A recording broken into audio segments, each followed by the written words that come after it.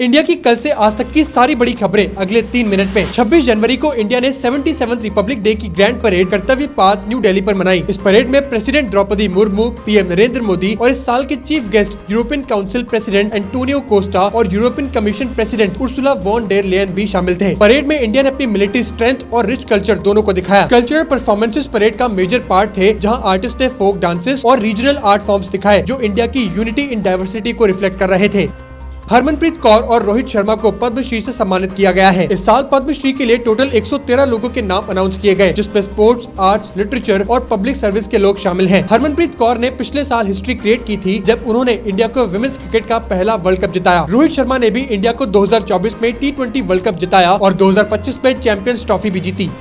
राजस्थान के नागौर डिस्ट्रिक्ट में Republic day celebration से पहले पुलिस ने 10,000 किलो एक्सप्लोजिव्स को सीज किया। पुलिस ने हरसौर विलेज में रेड की और सुलेमान खान को अरेस्ट किया गया। पुलिस के अकॉर्डिंग सुलेमान खान के खिलाफ पहले भी 3 केसेस एक्सप्लोजिव एक्ट्स के चल चुके हैं। इंटेलिजेंस एजेंसीज ने रिसेंटली कुछ सस्पिशियस ऑनलाइन मैसेजेस देखे हैं जिसमें 2626 जैसे कोडेड रेफरेंसेस आए, जिससे रिपब्लिक डे को लेकर थ्रेट की पॉसिबिलिटी बढ़ गई।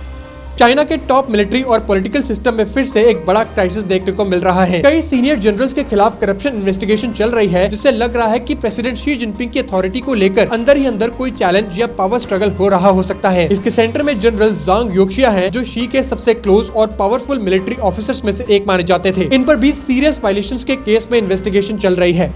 उत्तराखंड के बद्रीनाथ और केदारनाथ टेम्पल्स में अब सिर्फ हिंदूज को एंट्री देने का प्लान बन रहा है। टेम्पल कमेटी BKTC ने अनाउंस किया है कि नॉन हिंदूज को इन दोनों प्राचीन धर्मों के धामों में आने की परमिशन नहीं मिलेगी। ये रूल BKTC के अंडर आने वाले सारे टेम्पल्स पर लागू होगा। BKTC चेयरमैन हेमंत द्विवेदी ने कहा कि ये टेम्पल टूरिस्ट स्पॉट्स नहीं है, बल्कि वैदिक ट्रेडिशन के पवित्र स्थल है।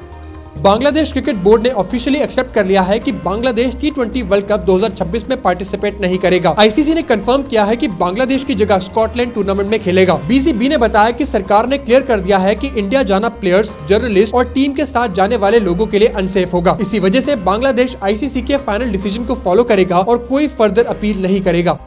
EU और इंडिया एक नई सिक्योरिटी और डिफेंस पार्टनरशिप पर काम कर रहे हैं। इसमें दोनों कंट्रीज डिफेंस सेक्टर में एक दूसरे के इनिशिएटिव्स को समझेंगे और मिलकर काम करने के ऑप्शंस एक्सप्लोर करेंगे। रिपोर्ट के अकॉर्डिंग एक ड्राफ्ट एग्रीमेंट में लिखा है कि EU और इंडिया अपने डिफेंस प्रोजेक्ट्स पर रेगुलर बातचीत करते रहेंगे। इसके साथ ही इंडिया और EU का long pending free trade agreement अब फाइनली कंप्लीट होने वाला है।